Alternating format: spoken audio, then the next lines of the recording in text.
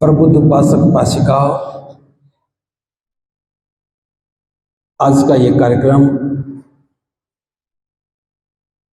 एक विशेष मकसद के लिए आयोजित किया गया है।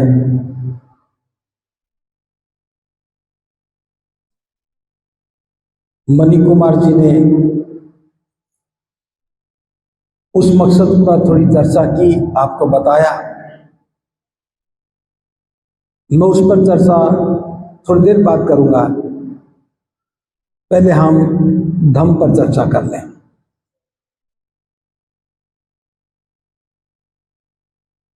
आज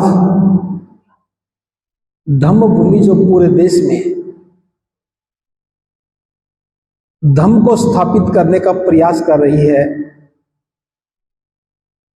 वो बहुत ही तेज गति से ये काम आगे बढ़ने लगा है। इस समय देश के 22 राज्यों में धम्म भूमि के प्रतिनिधि इस काम को गति देने में साथ खड़े हैं। इसके पीछे हमारा उद्देश्य क्या है, ये बात स्पष्ट होनी चाहिए। अनेकों बार हमने इस पर चर्चा की है, आज फिर मैं इसी विषय पर चर्चा कर रहा हूं। हमारे जीवन में बहुत सारी दुख तकलीफें हैं, बहुत सारे कष्ट हैं। प्रत्येक व्यक्ति उन सभी समस्याओं से पीड़ित रहता है। हम दिन रात उन समस्याओं में उलझे रहते हैं और हमारा सारा जीवन उन्हीं समस्याओं के समाधान में बीत जाता है। कब हम जवान हुए और कब बूढ़े हो गए, इसका पता ही नहीं लगता। जब हम कुछ करने के योग्य होते हैं, उस समय हम सारी ऊर्जा केवल साधनों को जुटाने में लगा देते हैं। हमारी आमदनी अच्छी हो जाए, घर में खान पान अच्छा हो जाए, अच्छा सा मकान बना लें, बच्चे अच्छे से पढ़ लें, बच्चे पढ़ लिख जाए तो फिर उनकी शादी अच्छे से कर लें। और इस सारे दौर में किसी का जन्म आता है तो किसी की मृत्यु होती है। हमारा सारा जीवन बस इन्हीं बातों के बीच में उलझा हुआ है। कभी आप मूल्यांकन करके देखना, हमने जो जीवन भर काम किया उसकी वैल्यू क्या है? जीवन को समझना चाहिए था और जीवन को समझने के बाद हमें जीवन को श्रेष्ठ बनाना चाहिए था। लेकिन हमारी सारी उम्र निरर्थक कामों में ही बीत जाती है। आजीविका के लिए धन कमाना, बच्चों को पढ़ाना, मकान बनाना, ये निरर्थक विषय नहीं है। ये विषय जरूरी है, लेकिन केवल यही विषय जरूरी है ऐसा समझना गलत है। आप देखिए, हम सुबह से शाम तक जो भी करते हैं वो केवल हम अपने लिए करते हैं, परिवार के लिए करते हैं। अपने लिए क्या करते हैं? हम अच्छा सा खाना खा लें, अच्छे वस्त्र पहन लें, सुखद वातावरण में हम सो जाएं, आने जाने के साधन अच्छे हो जाएं। इसके अलावा हम जीवन के लिए क्या करते हैं? बच्चों को पढ़ाया तो बच्चों के काम आएगा, मकान बनाया तो वो तो केवल आराम करने का आश्रय स्थल है। हम सारे काम करते हुए भी बुद्ध को समझ नहीं पाए। बुद्ध को समझ नहीं पाए, इसलिए हम बुद्ध से दूर हो गए। हर माता पिता अपने बच्चों के सामने केवल बच्चों की आजीविका अच्छी हो जाए यही लक्ष्य रखता है। आप कहेंगे बेटा ठीक से पढ़, ठीक से पढ़ेगा तो जल्दी नौकरी मिलेगी, नौकरी अच्छी मिलेगी तो जीवन अच्छा हो जाएगा। अब शुरू से हम बचपन से पाठ पढ़ना शुरू करते हैं, जवानी की दहलीज को पार करते करते इतना दिमाग में बैठ जाता है बस हमें धन ही कमाना है, पढ़ाई करनी है ताकि अच्छा कमा सके। फिर हम भी बच्चों को यही सलाह देने लग जाते हैं और जीवन छूट जाता है। हमारे जीवन की जो पीड़ाएं हैं, दुख हैं, कष्ट हैं, वो हमारे सामने रहते हैं। महाकारुणिक बुद्ध के जीवन की सारी साधना इन दुखों को जानने और समाधान करने की भी थी, और इसीलिए बाबा साहब ने बुद्ध के धम्म को स्वीकार किया, क्योंकि हमारे जीवन की समस्याएं हैं उनका समाधान केवल और केवल बुद्ध के धम्म में है। जैसे मैं बात करूं, जो सामान्य समस्याएं हैं हमारे जीवन में, हम जब भी घर से बाहर निकलते हैं भेदभाव का शिकार होते हैं, और ये भेदभाव इसलिए होता है कि जिस व्यवस्था में हमारा जन्म हुआ, जिस धर्म में हम पैदा हुए, उस धर्म की बुनियाद में ही भेदभाव है। उसके पीछे एक जाति है और जाति की मानसिकता हम इस भेदभाव को करने में और सहने में बड़ा सहारा देती है। हम जाने अनजाने में इसी भेद को मानते भी हैं और इससे दुखी भी होते हैं। हमें पता है कि जाति भेदभाव पैदा करती है, और बाबा साहब ने भी ये बताया कि जाति भेदभाव पैदा करती है। गुरु रविदास जी ने भी बताया कि जाति एक रोग है, जाति एक बीमारी है। चर्चाओं में हम भी यही कहते हैं कि जाति तो बहुत बुरी चीज है, लेकिन जीवन भर इसी जाति को ढोते रहते हैं। आप बताइए कि जाति आपके साथ चिपकी हुई है या आप जाति के साथ चिपके हुए हैं? जाति एक ऐसी बीमारी है जो दिखती नहीं है। हम बताते हैं कि मेरी जाति ये है, और ये बताना ही है कि हमें जाति बताते हुए भी कभी अपमानित होना पड़ता तो कभी हम सम्मानित होते हैं।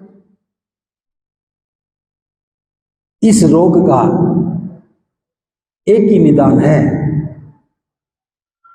कि जाति की मानसिकता से हम बाहर निकल जाएं। जाति की मानसिकता से बाहर कैसे निकलेंगे? केवल बुद्ध की शरण में जाकर के। जब हम बौद्ध बनेंगे तो बौद्ध बनने के बाद जाति ठहरती नहीं है।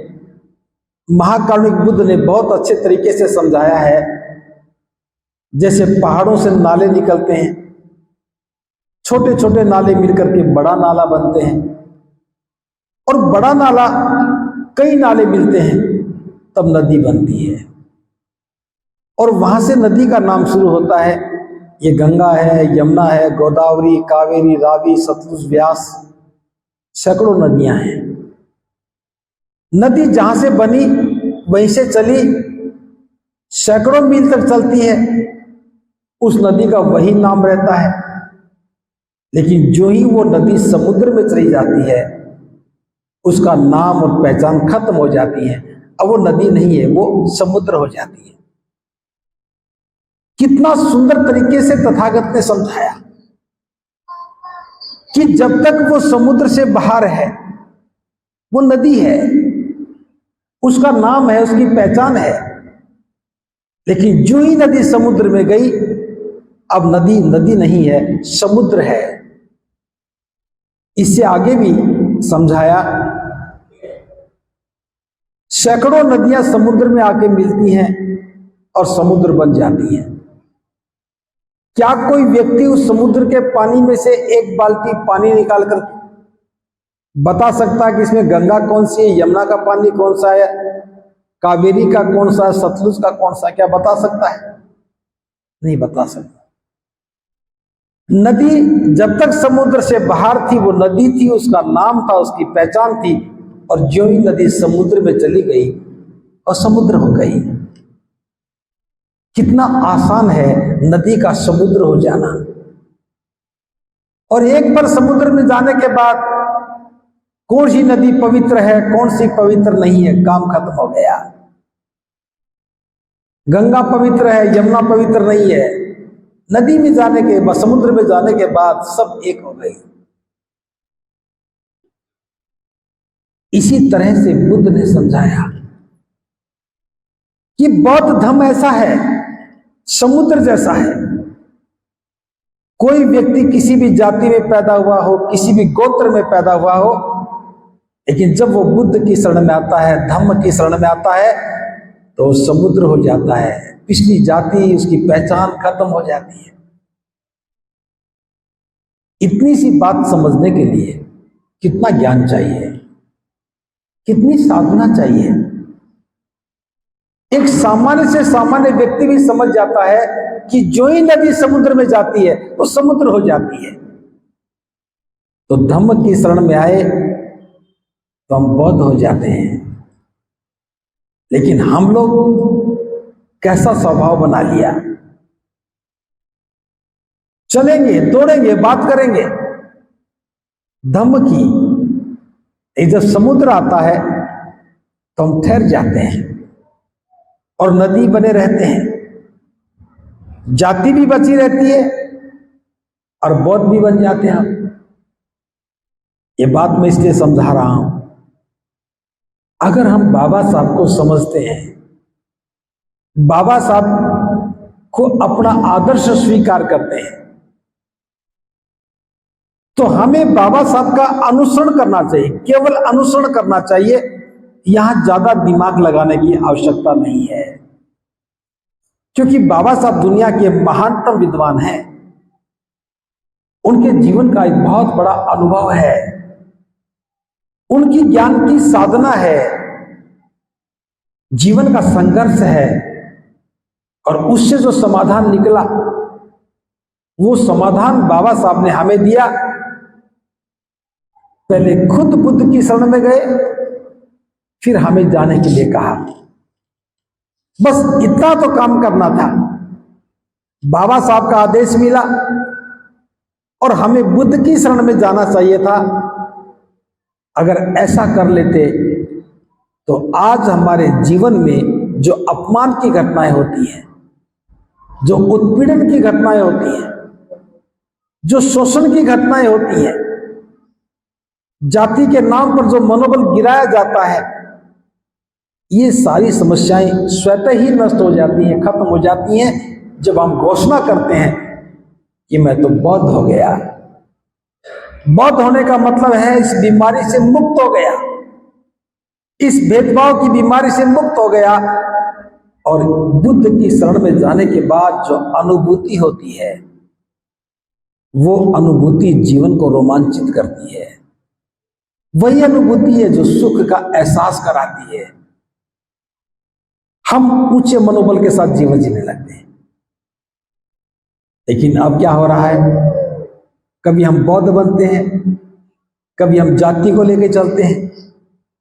कागज में लिखना पड़े तो वही लिखेंगे, बोलना पड़े तो बौद्ध बोलेंगे। संशय में जी रहे हैं, इसलिए बीमार हैं। अभी आपने एक नारा लगाया था मेरे आते हुए, बौद्ध धर्म की क्या पहचान, थोड़ा मिलके बोलिए। बौद्ध धर्म की क्या पहचान? जो बोल रहे हो इसको करके देख लो। जब हम बौद्ध हैं तो हमारी पहचान है ये कि मानव मानव एक समान। क्या वास्तव में हम ऐसा कर रहे हैं या सिर्फ ये नारा है? हम अपने घर में महिला और पुरुष के बीच में क्या भेद नहीं करते? करते या नहीं करते? करते हैं। तो नारा मत लगाया करो, कहा करो भी हमारी क्या पहचान। क्योंकि बौद्धों की पहचान तो हम कर नहीं रहे। आप अपनी पहचान से जी रहे हो, भेदभाव के साथ जी रहे हो। कितना सुंदर लगे अगर हम घर में इस सिद्धांत को स्वीकार कर लें, महिला और पुरुष के बीच में भेद नहीं हो। कौन से भेद की बात कर रहा हूं? महिलाएं घूंघट में हैं, पुरुष घूंघट नहीं करते। कितनी बार मैंने महेंद्रगढ़ में आके कहा होगा कि घूंघट मत किया करो, और आज भी महेंद्रगढ़ में घूंघट तो होता होगा ना, करते हैं। जिसके सिर पर पल्लू है वो घूंघट जरूर करती है। अब घूंघट घर करवाओगे तो फिर मानव मानव एक समान कैसे कह पाओगे? मानव मानव एक समान कहना है तो इस सिद्धांत को व्यवहार में उतारना शुरू करो। बौद्धों की अपनी पहचान है, उस पहचान में जीना शुरू करो। हमें अपनी मानसिकता को बदलना होगा। बिना मानसिकता के बदले हम कभी भी बौद्ध नहीं बन पाएंगे। इतना आसान नहीं है कि हमने दीक्षा ले ली बौद्ध बन गए। दीक्षा तो ऐसे जैसे आपने स्कूल में प्रवेश ले लिया लेकिन पास नहीं हो गए। जीवन में पास होना है तो इन सिद्धांतों को आचरण में उतारो। बौद्ध बनने के बाद हमारी नैतिक जिम्मेदारी बनती है कि जो भी समाज में पीड़ित है, दुखी है, उसका दुख दूर करें। महिलाएं पीड़ित हैं, महिलाओं के अपने दुख हैं, उनके साथ बाहर भी भेदभाव है तो घर में भी भेदभाव है। एक उदाहरण के लिए बात कर रहा हूं ताकि समझ में आ जाए। आप सभी सामाजिक व्यक्ति हैं। आपके घर में कोई आपका मित्र आते हैं ना, उनके लिए चाय कौन बनाता है? जब पुरुषों का कोई मित्र घर में आता है तो चाय कौन बनाता है? कौन बनाता है? महिलाएं बनाती हैं। खाना भी बनाना पड़े तो कौन बनाता? महिलाएं बनाती हैं। रसोई में से लाकर के भी दरवाजे तक लेके भी महिलाएं आती हैं। चाय पीने के बाद या खाना खाने के बाद बर्तन भी उठा के वही ले जाती है, बर्तन भी वही साफ करती हैं, और पुरुष आराम से अपने मित्र या सगे संबंधी के साथ बातचीत करते हैं ना। अगर आपकी जीवन संगिनी का कोई मित्र आ जाए, उसकी कोई सहेली आ जाए, तब चाय किसको बनानी चाहिए? अब चाय कौन बनाएगा? और चाय बनाने के बाद कप कौन धोएगा? अगर मेरी बात सुनकर के आप हंस रहे हैं तो ये मान लेना कि असमानता की बीमारी के लक्षण काफी गंभीर है। मैं बहुत सभ्य तरीके से बोल रहा हूं। मनी कुमार जी होते तो सीधा हिट करते। अब सोचिए, थोड़ा दयालु के भाव में, करुणा के भाव में सोच के देखिए। आपका मित्र घर में आया तो आपकी जीवन संगिनी ये सोचती है कि घर की प्रतिष्ठा बढ़े, आपकी प्रतिष्ठा बढ़े, आपके मित्र के लिए चाय बनाती है, बिस्किट लेके आती है, खाना बनाती है, खिलाती है। क्या ये भाव हमारे मन में नहीं आना चाहिए कि जब मेरा मित्र घर में आया तो मेरी जीवन संगिनी ने कितनी सेवा की? अगर उसका कोई मित्र घर में आया है तो फिर वो भी आराम से बैठ के बात करे, बाकी काम मैं करूं। मैं जानता हूं कि ये बात कहना बहुत खतरनाक है। पुरुष कहेंगे जी हम तो बौद्ध नहीं बनेंगे। बौद्ध बनेंगे तो चाय बनानी पड़ेगी, खाना बनाना पड़ेगा।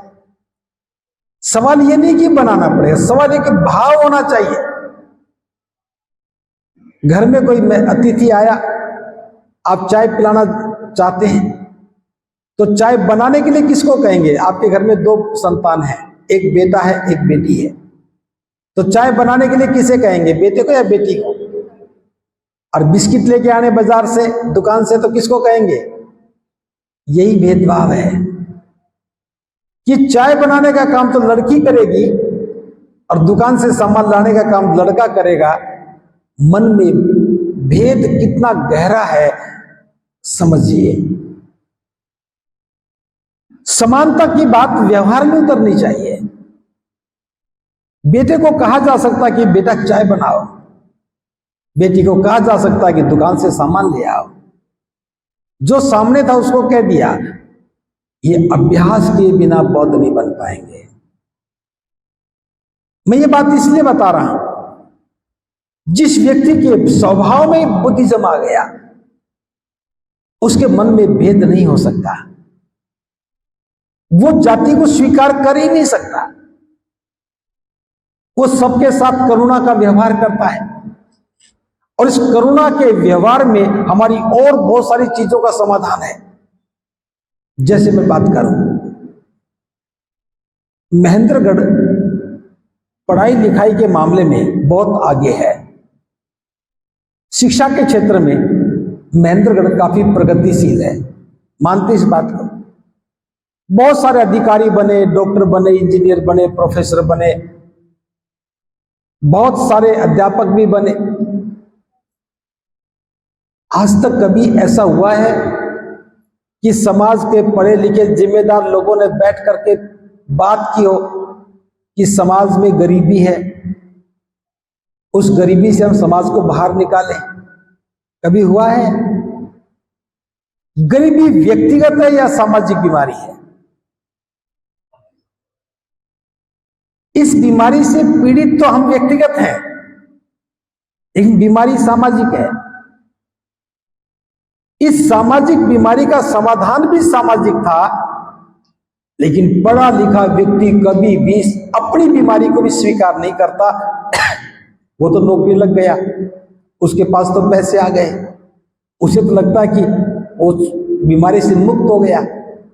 हो सकता है कि वो बीमारी से मुक्त हो गया हो, लेकिन उसके भाई बंधु, सगे संबंधी, अड़ोसी पड़ोसी क्या बीमारी से मुक्त हो गए?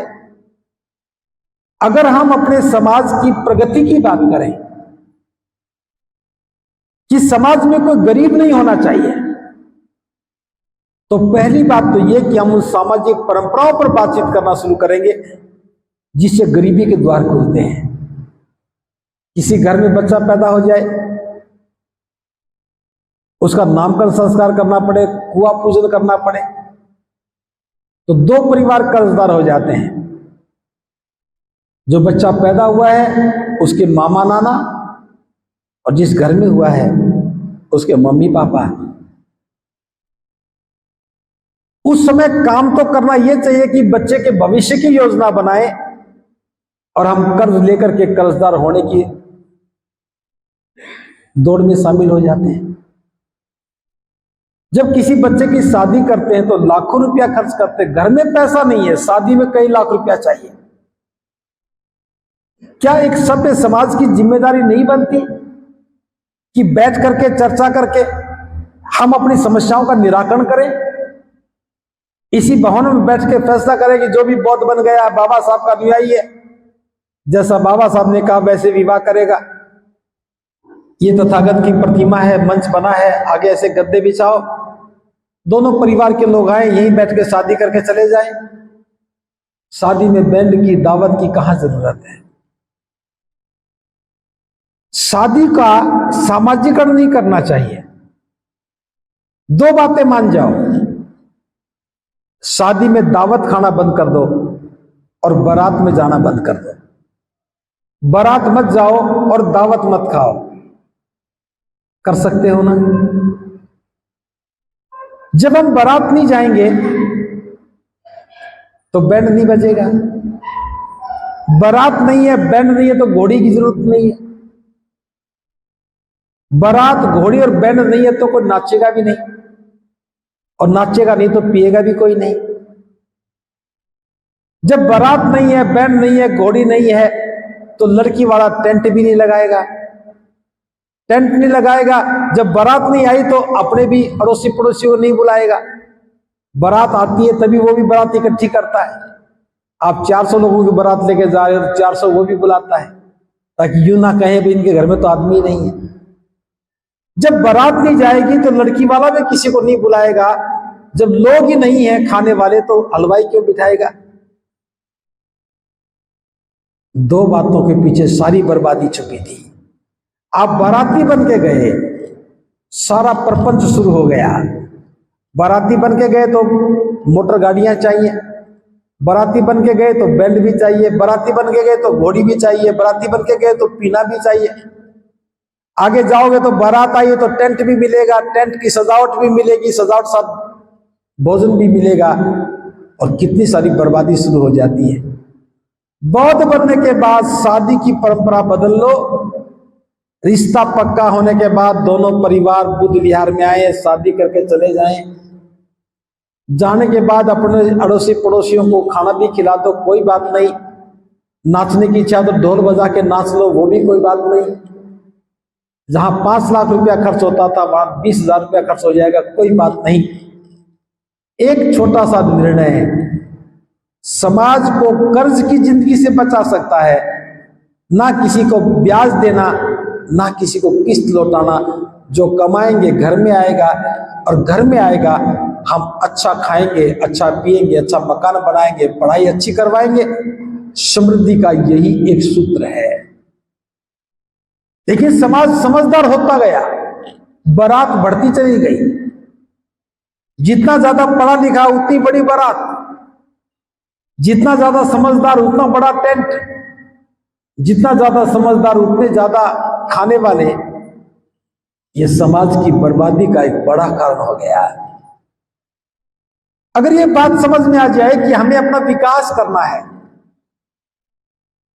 हमें आगे बढ़ना है, हमें गरीबी से बाहर निकलना है।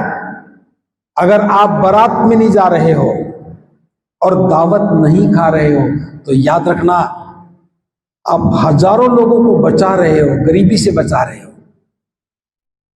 हजारों लोगों को आप कर्ज की जिंदगी से बचा रहे हो।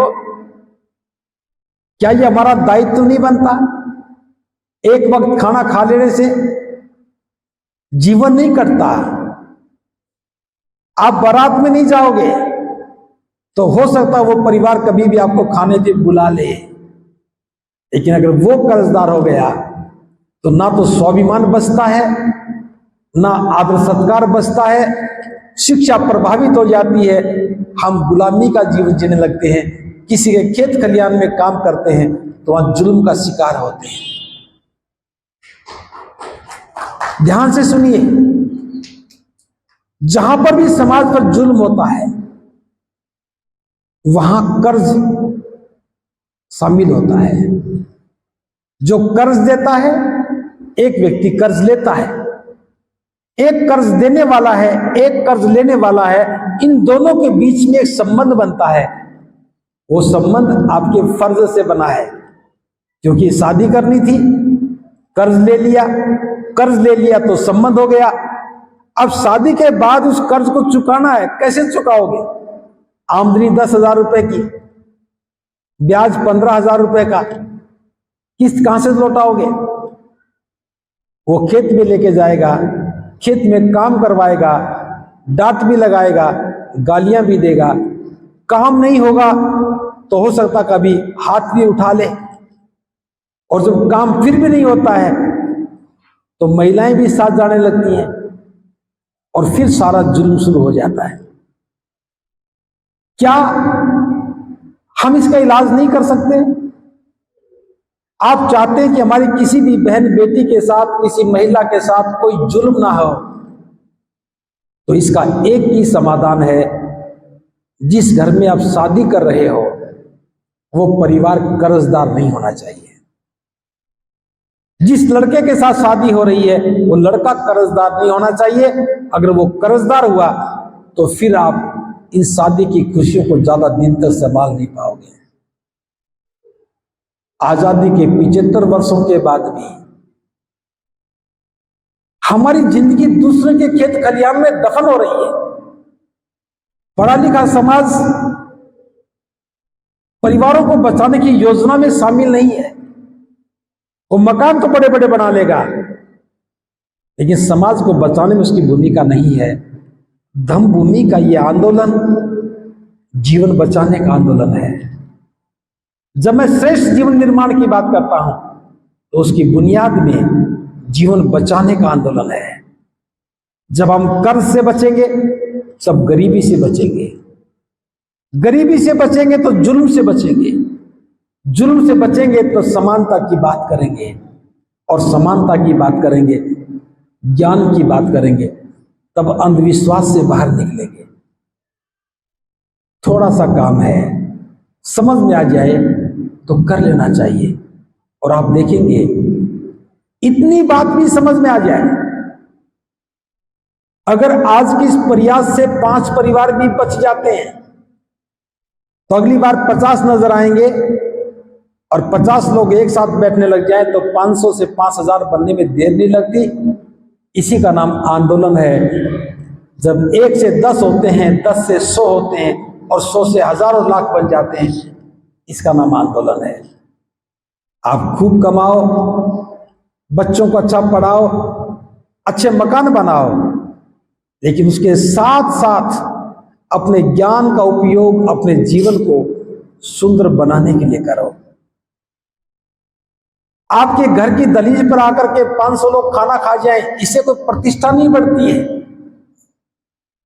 अगर खाना खाने से प्रतिष्ठा बढ़ती है तो इस विहार को बना लो, हर रविवार को कोई न कोई आके खाना बनाए, जिसको मर्जी बुलाओ, खा के चला जाए। समाज इकट्ठा होने लगेगा, देशनाएं होने लगेंगी, हमारी प्रतिष्ठा बढ़ने लगेगी। लेकिन भोजन में प्रतिष्ठा नहीं है, प्रतिष्ठा तो समृद्धि में है, स्वतंत्रता में है, और स्वतंत्र मन में है। मैं उपासिकाओं से भी कहूंगा, महिलाओं से भी कहूंगा, जीवन निर्माण में आपकी भी भूमिका है। कोई क्या कहेगा ये विषय ही नहीं है, सास क्या कहेगी, पड़ोसी क्या कहेंगे, विषय नहीं है। विषय सिर्फ ये है कि जीवन में से अज्ञानता, अंधविश्वास को खत्म करके श्रेष्ठ जीवन निर्माण में आगे बढ़े, ताकि और महिलाओं का जीवन बच सके। जो महिलाएं आज सुखी हैं, गांव से निकल करके शहर में आ गई हैं, आमदनी अच्छी है, क्या उनका फर्ज नहीं बनता कि और महिलाएं जो गांव में बैठी हैं, जिनके पति शराबी हैं, जिनके घर में आमदनी नहीं है, जिनके बच्चों को पढ़ने का अवसर नहीं मिल पा रहा है, हम सब उनके लिए काम करें। लेकिन महिलाओं ने सोच लिया कि ये काम तो पुरुष ही करेगा। ऐसी बात नहीं है, पुरुष भी करेगा और महिलाओं को भी करना चाहिए।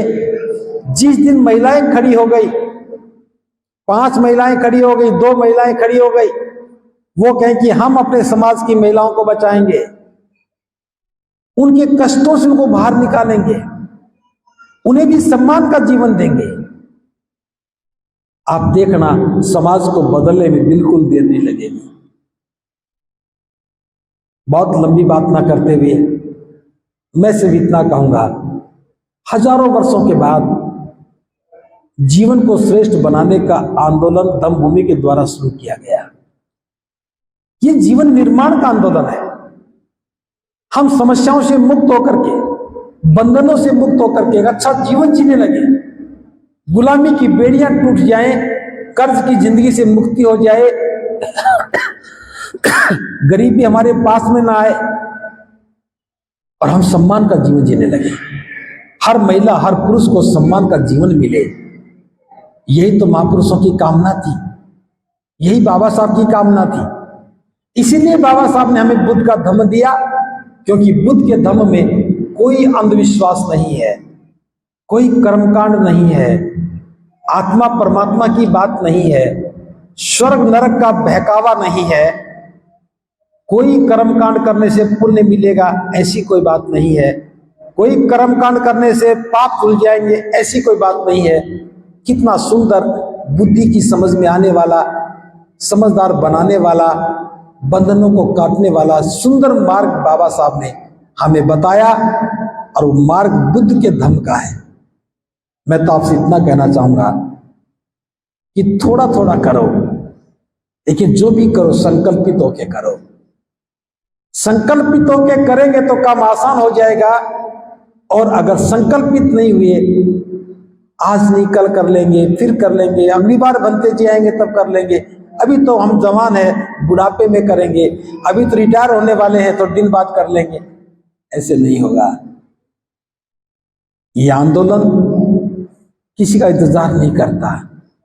जो चूक जाएगा वो बीमारी का शिकार होकर के दफन हो जाएगा, जो इसमें शामिल हो जाएगा वो श्रेष्ठ जीवन का सुख भोगेगा।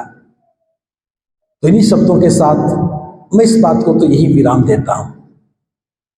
दूसरी बात, जिस मकसद के लिए मैं आया उसका भी थोड़ा सा यहां जिक्र कर लूं। बाबा साहब भारत को बौद्ध में बनाना चाहते थे। बाबा साहब चाहते थे कि भारत बौद्ध में बने, इसीलिए वो बुद्ध की शरण में गए। जब बुद्ध की शरण में गए उसके बाद बाबा साहब ने पूछा कि जो मेरे साथ बुद्ध की शरण में जाना चाहता खड़ा हो जाए। लाखों लोग थे, सारे खड़े हो गए। बाबा साहब ने दीक्षा दी और वो बुद्ध की शरण में चले गए। इस सदी का सबसे बड़ा आंदोलन था वो, एक साथ लाखों लोगों के जीवन को बदलने वाला एक आंदोलन था। जब बाबा साहब दीक्षा लेकर के पांडाल से बाहर निकले, पत्रकारों ने बाबा साहब से पूछा कि बाबा साहब आज आप बुद्ध की शरण में चले गए, आज आपने धर्म बदल लिया है। अगर धर्म बदलना ही था तो किसी अच्छे धर्म में जाते, जो हरा भरा था उस धर्म की शरण में जाते। आप तो बौद्ध बने हैं, भारत में तो बोधि वृक्ष सूख चुका है, इसकी किसी भी शाखा पर एक भी हरा पत्ता नहीं है, तो क्या सोच करके आप बुद्ध की शरण में गए? तब बाबा साहब कहते हैं, मैं जानता हूं कि भारत में बोधि वृक्ष की शाखाएं सूख चुकी हैं, उन पर कोई हरा पत्ता नहीं है, लेकिन मैं ये भी जानता हूं भारत में बोधि वृक्ष की जड़ें हरी हैं, और जिस वृक्ष की जड़ें हरी होती हैं उनमें नई शाखाएं और नए पत्ते भी आ जाते हैं। तब पत्रकारों ने पूछा कि बाबा साहब तो कितने वर्ष में ये बोधि वृक्ष हरा भरा हो जाएगा, यानी कि कितने वर्षों में भारत में बौद्ध धर्म नजर आने लगेगा? तब बाबा साहब कहते हैं, यदि मैं 2 वर्ष और जीवित रहा तो पूरे भारत को बौद्ध में बना दूंगा। लेकिन बाबा साहब को 2 वर्ष नहीं मिले, केवल 52 दिन मिले, और 52 दिनों में ही लगभग 30 लाख लोग बुद्ध की शरण में जा चुके थे। कितने? 30 लाख। छोटा सा प्रसंग यहां बता देना उचित समझता हूं, हो सकता है कि आपने पढ़ा हो या ना पढ़ा हो।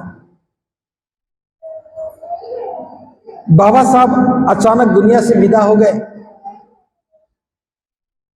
5 दिसंबर की रात को दुनिया से विदा हो गए। बहुत बड़ा वज्रपात था हम सब लोगों पर। जब उनका पार्थिव शरीर मुंबई ले जाया गया तो शमशान घाट में चिता पर बाबा साहब का पार्थिव शरीर था। 5 किलोमीटर तक पूरा का पूरा बहुत बड़ा रोड है, जाम हो रहा था। हर व्यक्ति की आंखों में से आंसू गिर रहे थे, कोई बिलख रहे थे तो कोई रो रहा था। जब बाबा साहब का अंतिम संस्कार करने का समय आया, उससे पहले एक व्यक्ति ने माइक लिया और कहने लगा कि बाबा साहब आप तो 11 दिन के बाद मुंबई में आने वाले थे। 11 दिन के बाद मुंबई के लाखों लोगों को बौद्ध बनना था, आपके हाथों दीक्षा लेनी थी, लेकिन आप तो 11 दिन पहले ही आ गए। अब हमें कौन बौद्ध बनाएगा? हम आपके हाथों से कैसे दीक्षा ले पाएंगे। और वो रोने लगा। उसी समय भिक्षु बदंत आनंद कौशल्याय वहां मौजूद थे। उन्होंने उनसे माइक हाथ में लिया और कहा कि ये सच बात है कि बाबा साहब अब दोबारा मुंबई में लौट के नहीं आएंगे। उन्हें 11 दिन के बाद आना था, पहले आ गए, 11 दिन पहले आ गए। लेकिन मैं एक बात कहना चाहता हूं, जो व्यक्ति बाबा साहब के हाथों दीक्षा लेना चाहता था, वो बाबा साहब के पार्थिव शरीर को साक्षी मान करके आज दीक्षा ले सकता है। बाबा साहब का पार्थिव शरीर चिता पर लिटा रखा था और बदंत आनंद कौशल्याय ने माइक लिया, जो दीक्षा लेना चाहता है मेरा अनुसरण करे। लाखों लोगों ने बाबा साहब के पार्थिव शरीर को साक्षी मान करके दीक्षा ली। इतिहास में ये मिसाल कहीं और नहीं मिलती है।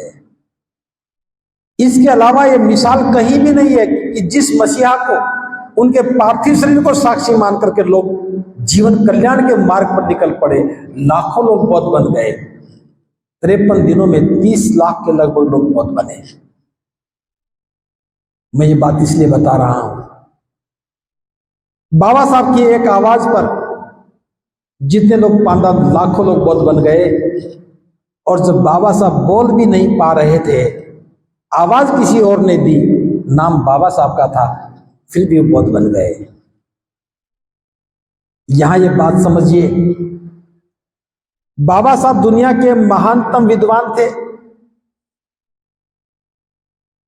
जिस दिन स्कूल में पहली बार कदम रखा 7 साल की उम्र में, उस दिन से जीवन संघर्ष शुरू हुआ था और अंतिम श्वास तक उनका संघर्ष जारी रहा। अगर संघर्ष की बात करें तो बाबा साहब जितना जीवन संघर्ष किसी का भी नहीं रहा। सबसे ज्यादा विद्वान, सबसे ज्यादा जीवन संघर्ष। तो मैं जो बताना चाह रहा हूं कि बाबा साहब दुनिया के महानतम विद्वान थे। अपनी पूरी ज्ञान की साधना के बाद और पूरे जीवन के अनुभव के बाद बुद्ध की शरण में जाने का निर्णय लिया। यह निर्णय बाबा साहब के जीवन का अंतिम सबसे महत्वपूर्ण निर्णय था। हम बाबा साहब के अनुयायी हैं, क्या यह हमारा फर्ज नहीं बनता कि बाबा साहब के जीवन का जो अंतिम फैसला था, बाबा साहब के जीवन का जो अंतिम निर्णय था, वो हमारे जीवन का पहला ही निर्णय होना चाहिए। बाबा साहब जीवन के अंतिम दौर में बौद्ध बने, हम जीवन की शुरुआत बौद्ध बन के करें। यही बात सिद्ध करेगी कि हम सही अनुयायी हैं या नहीं हैं, हम सच्चे अनुयायी हैं या नहीं हैं। तो बाबा साहब दुनिया से विदा हुए, उनका सपना अधूरा रहा। 2 वर्ष में बाबा साहब भारत को बौद्ध में बनाना चाहते थे, हमें 67 वर्ष मिल गए, हम इस काम को नहीं कर पाए। ये बात मन में बड़ी पीड़ा दे रही थी, दिन रात हमें परेशान कर रही थी कि बाबा साहब जिस काम को 2 वर्ष में कर सकते थे, हमें 67 वर्ष मिले, हम क्यों नहीं कर पा रहे। तो सोचने लगे, ढूंढने लगे कि बाबा साहब कैसे भारत को बौद्ध में करते। उतनी समझ हम में नहीं है कि जो बाबा साहब सोच रहे थे वो हम समझ जाएं। लेकिन अब तो बाबा साहब की गैर मौजूदगी में समझना था, तो हमने समझने की कोशिश की। समझने की कोशिश की तो हम पीछे लौट करके गए। हम बुद्ध के शासन में गए, बुद्ध के समय में गए। तब देखा कि बुद्ध ने कैसे धर्म का प्रचार प्रसार किया और पूरा देश बौद्धमय हो गया। तब समझ में आया कि बुद्ध सिद्धार्थ बुद्ध बने। बुद्ध बनने के बाद प्रचार करने नहीं गए। लगभग 1.5 महीने तक वो बैठे रहे, सोचते रहे किसको ज्ञान बांटूं।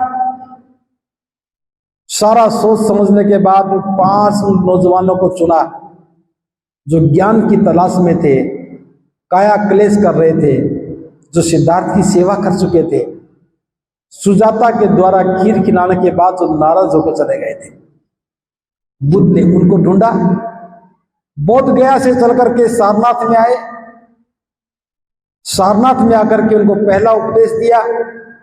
फिर यश नाम का एक अमीर व्यक्ति का बेटा आया, उसको भिक्षु बना दिया। फिर उनके 5 मित्र आ गए, फिर उनके 50 मित्र आ गए, और 61 लोगों को लेकर के बुद्ध राजगृह चले गए। वहां जाने के बाद उनका प्रशिक्षण हुआ, बहुत बेहतरीन प्रशिक्षण। उसके बाद बुद्ध उर्वेला कश्यप के पास गए। कई दिन बिताने के बाद उर्वेला कश्यप को बदल दिया। उर्वेला कश्यप बुद्ध का शिष्य बन गया। उसके साथ 500 शिष्य थे, वो भी सारे भिक्षु बन गए। जब ये बात उर्वेला कश्यप के 2 भाइयों को पता लगी, वो भी सन्यासी थे। एक का नाम नदी कश्यप था, एक का गया कश्यप था। एक के पास 300 शिष्य थे, एक के पास 200 शिष्य थे। वो भी आए, वो भी बुद्ध से मिले, और वो 500 के 500 वो भी भिक्षु बन गए।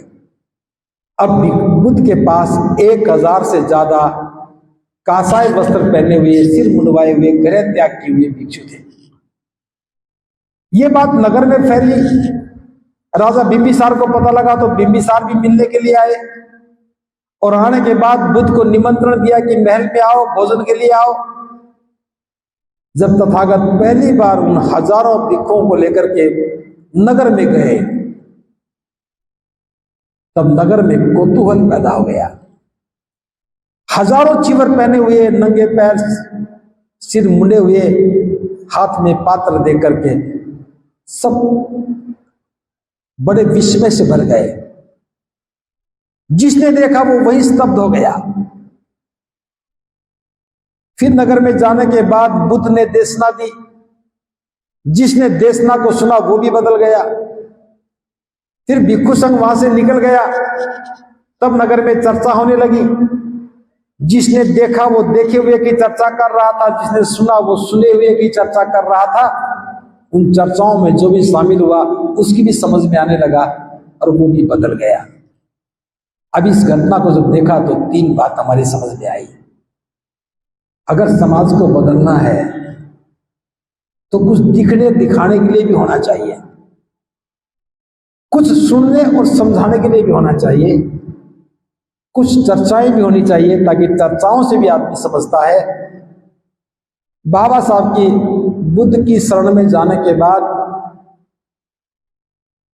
उसके बाद से आज तक मैं बात करूं 67 वर्ष हो गए। इन 67 वर्षों में हमारे पास देखने के लिए कुछ नहीं था जिसको देख करके लोग प्रभावित हो जाएं। एक भिक्षु का कोई बहुत बड़ा आकर्षण नहीं होता, 10 भिक्षु भी आए तो बड़ा आकर्षण नहीं होता, हजारों का तो आकर्षण 1000 का ही होता है। इसलिए कुछ देखने को नहीं मिला, हम नहीं बदले। कोई ऐसा भिक्षु भी नहीं आया जिसकी देशनाएं सुनने के लिए लाखों लोग आ जाएं, हजारों लोग आ जाएं। बुद्ध की करुणामयी देशनाएं दोबारा सुनने को नहीं मिली। जब सुना नहीं तो बदलेंगे कैसे? जब देखने को नहीं था, सुनने को नहीं था, तो चर्चाएं कैसे होती? तब हमारी बात समझ में आई कि अगर भारत को बौद्ध में बनाना है तो 3 चीज तो होनी चाहिए। बुद्ध का शासन दिखना चाहिए, हजारों भिक्षु दिखने चाहिए। अब हम आज से 2500 वर्ष पीछे तो लौट के जा नहीं सकते, और बुद्ध इस समय आ नहीं सकते, तो ये संभावना खत्म हो गई। हम पीछे जा नहीं सकते, बुद्ध लौट के आ नहीं सकते, तो कैसे बनेगा? तो सोचा कि ये करना पड़ेगा। किताबों में हम पढ़ सकते हैं कि 1000 भिक्षु साथ चले, कैसा लगा होगा, ये दिखना चाहिए। तब हमने तय किया कि अब हम इस काम को शुरू करते हैं। 1000 लोगों को चीवर पहनाएंगे, एक जैसा चीवर पहनाएंगे, भारतीय चीवर पहनाएंगे। भले ये कार्यक्रम मात्र 9 दिन का है, लेकिन 9 दिन के अंदर एक अनुभूति होगी, एक दृश्य होगा हजारों भिक्खु को एक साथ जीवन में देखेंगे, एक साथ बैठे हुए ध्यान साधना करते हुए, भोजन करते हुए, चक्रमण करते हुए, उस बात को अनुभव करेंगे। एक बुद्ध शासन की झलक हमारे सामने होगी। और झलक भी कैसा, दृश्य भी कैसा, बुद्ध तो नहीं होंगे लेकिन हर क्षण बुद्ध की अनुभूति होगी। तो जो भी देखेगा उसमें शामिल होगा, वो बदलेगा, पक्के तौर पे बदलेगा। जो एक दिन के लिए देखने के लिए आएगा वो भी बदलेगा। फिर दिन में 2 बार देशनाएं होंगी, महाकारुणिक बुद्ध की कल्याणकारी देशनाएं। जो भी देशनाओं को सुनेगा वो भी बदलेगा। और जो दूर बैठा है, सोशल मीडिया पे वो वीडियो देखेगा, सोशल मीडिया पे वो फोटो देखेगा, तो वो भी चर्चा करेगा। जो वहां शिविर में जाएगा वो आने के बाद चर्चा करेगा। कोई दूर बैठ के चर्चा करेगा, कोई निकट बैठ के चर्चा करेगा। और जो चर्चाओं को सुनेगा वो भी बदलेगा। देखने के लिए 1000 से ज्यादा लोग शिविर में दिखेंगे। एक अनुशासन के साथ, लयबद्ध तरीके के साथ ध्यान साधना, भोजन, भिक्षाटन, चक्रमण की साधना, सारी चीजें होंगी। देशनाएं सुनेगा, उसका जीवन भी रूपांतरित हो जाएगा। और दूर बैठ करके जो अनुभूति को करेगा वो भी बदल जाएगा। समझ में इतना ही आया और इतना ही हम कर रहे हैं। खुशी की बात यह है, जब हमने तय किया, 31 अगस्त का दिन तय किया था, हम इस लक्ष्य को पूरा करेंगे। और 31 अगस्त को हम 1000 से ज्यादा लोगों का नाम दर्ज कर पाए थे। आज 1250 लोगों के नाम दर्ज हो गए हैं। 500-700 लोग सफेद कपड़ों में भी रहेंगे। जो भी महिलाएं, जो पुरुष सफेद कपड़ों में रहना चाहता है, बिना सिर मुंडवाए, वो रह सकता है। तो लगभग 2-2.5 हजार लोगों का ये शिविर है। 9 दिन तक वहीं रहना है। 10 एकड़ जमीन में आम का बाग है। बुद्ध आम के बाग में रहते थे, आम्र वन में। उसी आम्र वन की अनुभूति को हम बाग में करेंगे। खुले आसमान के नीचे टेंट लगा करके शिविर लगा रहे हैं। तो मैं आपको आमंत्रण देने के लिए आया हूं। जीवन में 9 दिन बहुत ज्यादा नहीं होते। अगर आप 9 दिन का समय निकालेंगे, उस अनुभूति के दौर से गुजरेंगे, तब निश्चित रूप से आपका जीवन बदलेगा। हम बाबा साहब को, बाबा साहब की भावना को और बाबा साहब के लक्ष्य को समझ पाएंगे। तो इसीलिए मैं आज आपके बीच में आमंत्रण देने के लिए आया हूं। वर्किंग डे होते हुए भी आप लोगों ने छुट्टी लेकर के, कारोबार को छोड़ करके यहाँ आए हो। आपका बहुत बहुत साधुवाद। जितनी बातें मैंने की हैं उन बातों को गौर से समझना। अगर भूल जाओ तो मणि कुमार जी ने रिकॉर्ड किया है, जागो और जगाओ इनका चैनल है। जागो और जगाओ भी इसको सुन लेना, ताकि बातें बार बार याद रहें।